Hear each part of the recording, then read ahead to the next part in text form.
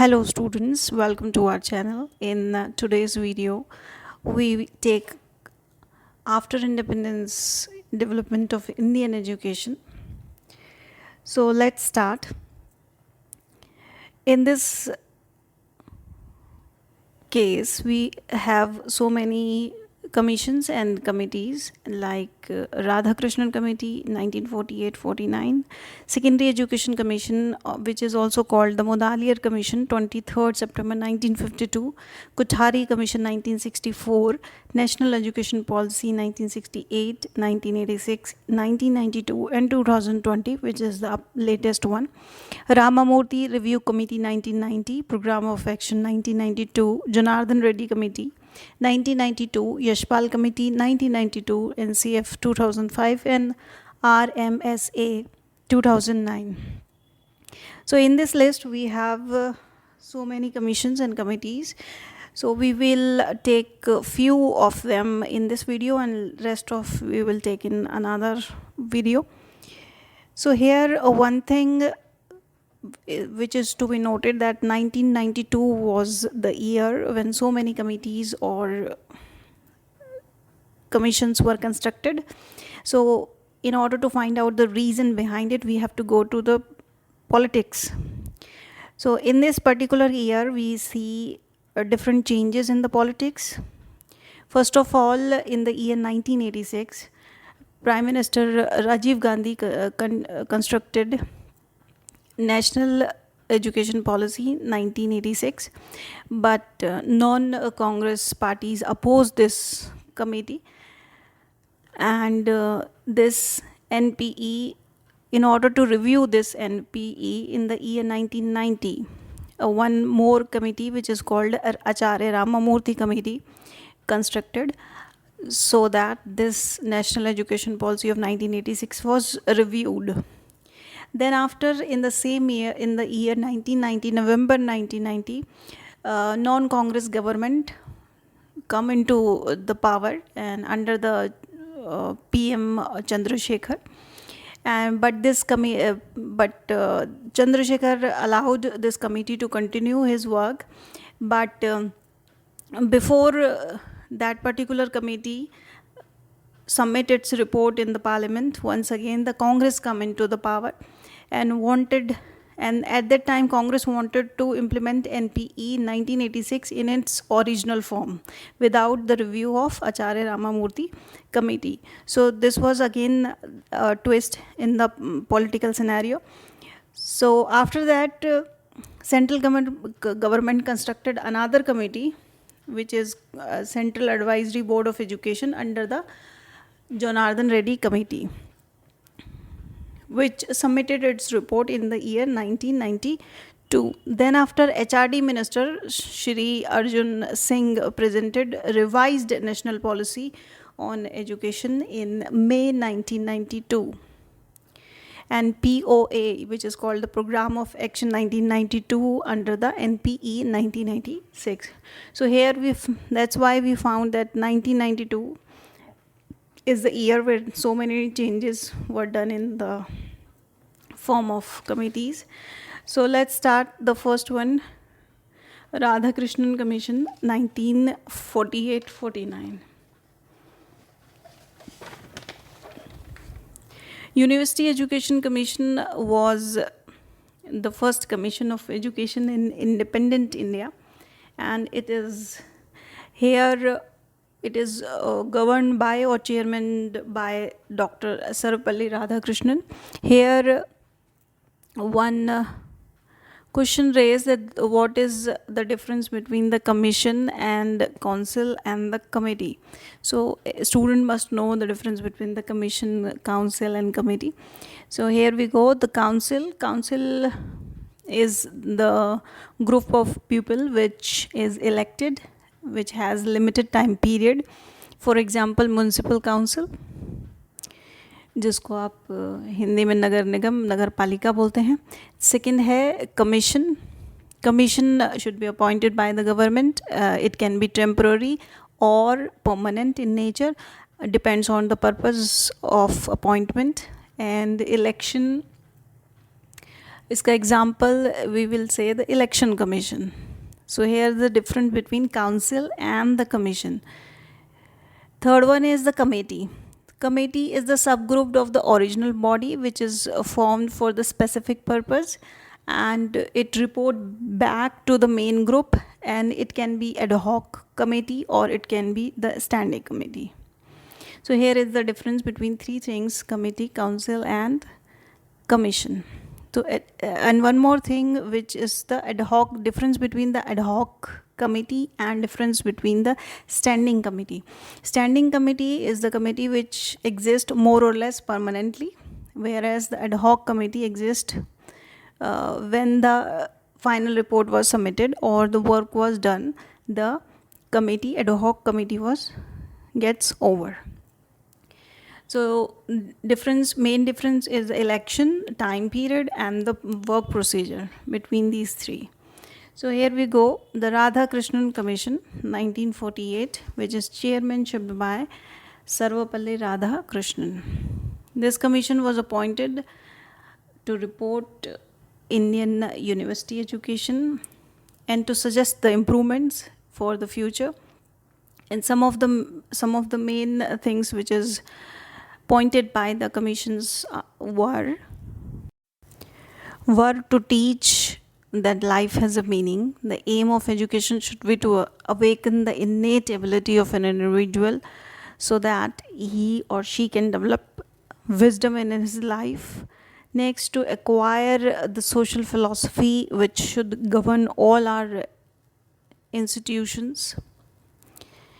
To train for democracy, which can be understood through an example, that in order to go through the democratic rules or resolutions, one should know what is democracy, which is known by only through the education. Next, to train the self-development. In order to go for the development of a person or a society, education plays an important role. Next, the development certain values like fearlessness of the mind and strengthen of the consciousness, so that one can go for enhancement of improvements, as well as the social life also improves, and to acquire the cultural heritage of its regenerations. In order to go through the cultural knowledge, or in order to go the cultural heritage of a particular area, one must go through the education. Education should provide, the aim of education should to provide that life is not, learning is not based on only during the school time or the college time. It's a lifelong process, and in order to understand the present as well as for the past, so that the future can be generated better, education plays an important role. And again, the importance of vocational and professional training should be improved, so that one can get all the benefits from the education.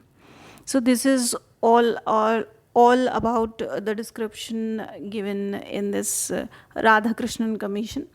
So here one thing which is to be mentioned, that whenever a student read about all these committees and the commissions, all you come to know many things, and eventually after reading all the commissions, the problem one student generally faced by a student, is that all the sayings of the different commission mixed together.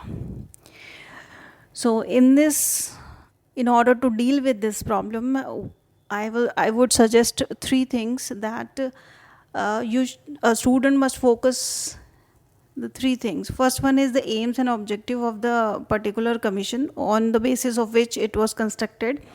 And then second is the recommendation which was given by the particular commission or the committee. And third was the impact. After the recommendation, when it was implemented, what are the impact is shown in the education system is the third factor. So when we will deal a particular commission or a committee through these 3 points, we found that the problem of mixing all the contents of the different commission would sort out. So I hope it will improve your understanding. So let's move further for the next Secondary Education Commission, which is also called Mudalier Commission, which come into existence in 1952. So CABE recommended this commission in the year 1948. The full form of CABE is Central Advisory Board of Education, which recommended this commission in order to go through the problems of the secondary education. So on the basis of the recommendation of Central Advisory Board of Education, in the year 1952, Mudalier Commission, which is also called the Secondary Education Commission, was constructed under the chairmanship of Lakshman Swami Mudalier with 7 other members. In these members, Dr. S.M. Shari was one of the important member of this group, of this commission, and this commission submitted its report in 311 pages by the title of Aims and New Organization Patterns and Curriculum of the Education. So recommendation of Mudalier commissions were that education structure should be 10 plus 2 plus 3, 10, 12 and then 3 year of graduation.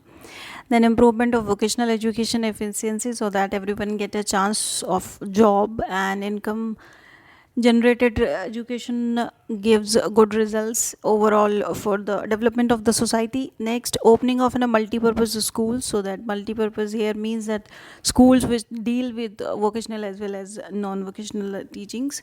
Next, development of democratic citizenships in order to develop a learned citizens of a democratic country. Education plays an important role, and for this education must go on. Next, education for leadership in order to develop good leaders or the thinkers. Education plays an important role, so this should be considered by the education institutions. Opening of technical schools so that every technical knowledge should be known by the students. Next, multi-purpose school so that different aspects of the education can be considered together, and describe the various defects of existing curriculum. This Mudalier Commission describes the drawbacks of the curriculum which was used at the time period. So these are the few main recommendation of the Mudalier Commission. Now, apart from the recommendation, we should go through some merits of the Mudalier Commission, which is one of the important feature of this commission, because it's one of the remarkable milestone in Indian education.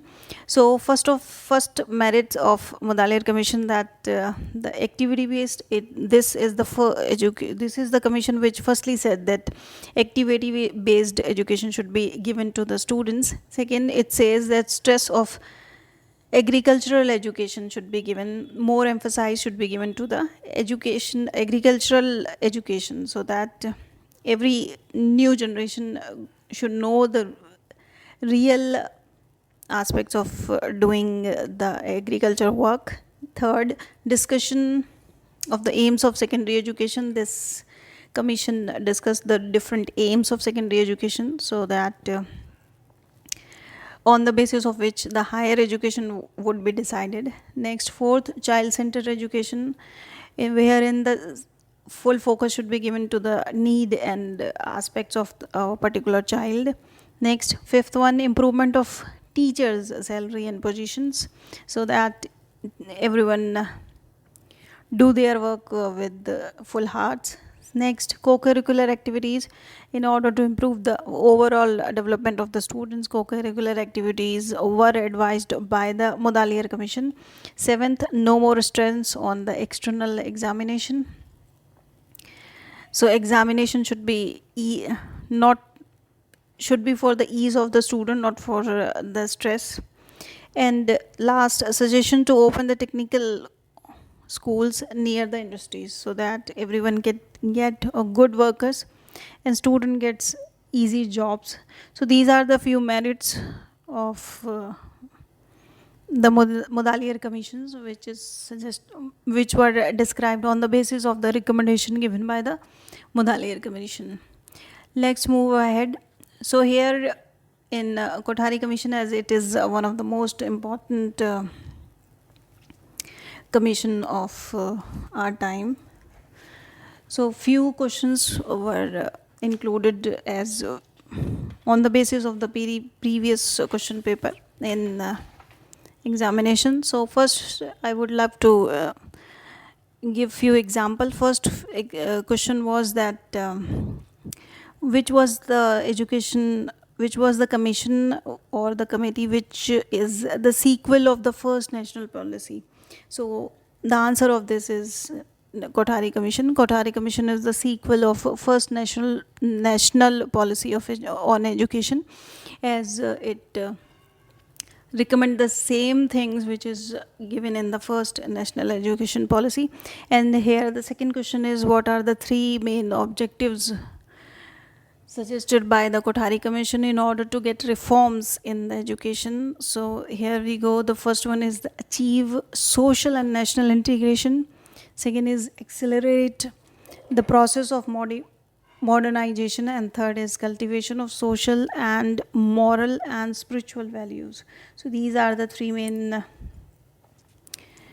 objectives which was given by the Kothari Commission in order to get a reform in education. So these, and let's move further. This commission was appointed, Kothari Commission 1964, the third one. So this commission was appointed on 14 July 1964 under the chairmanship of Daulat Singh Kothari. And he was then, at the time, he was the chairman of UGC, University Grant Commission, and this commission submitted its report in the year 1966. So this commission sent its report in 12 chapters, and which are divided into 3 parts, and 4th part plays as an appendix. So here one more question raised, that what are the opening lines of the Kothari Commission? And the opening line of the Kothari Commission is, destiny of India is now shaped in our classrooms. So this was one of the question which was asked in the previous examinations. And another important feature of Kothari Commission is that the group of the members which are involved in this commission are from 20 different overseas countries like USA, UK, Japan, Sweden. So all the different aspects of different countries related with the education come together in this commission. That's why this commission is one of the remarkable feature of our Indian education. So let's move ahead. So Kothari Commission carries the subtitle of Education for National Development. So this was again another one of the important question, that what is the subtitle carries by Kothari Commission? So Education for National Development. So unique feature of this commission was that its conviction that education is the most powerful instrument for the national development.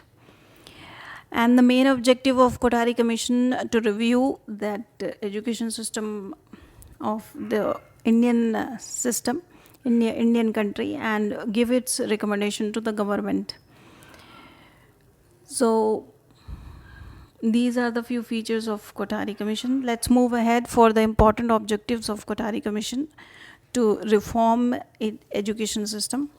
First one is to achieve the social and national integration. The most urgent reform needed in education is to transform it to the real needs and aspiration of the real life of the pupil, and make it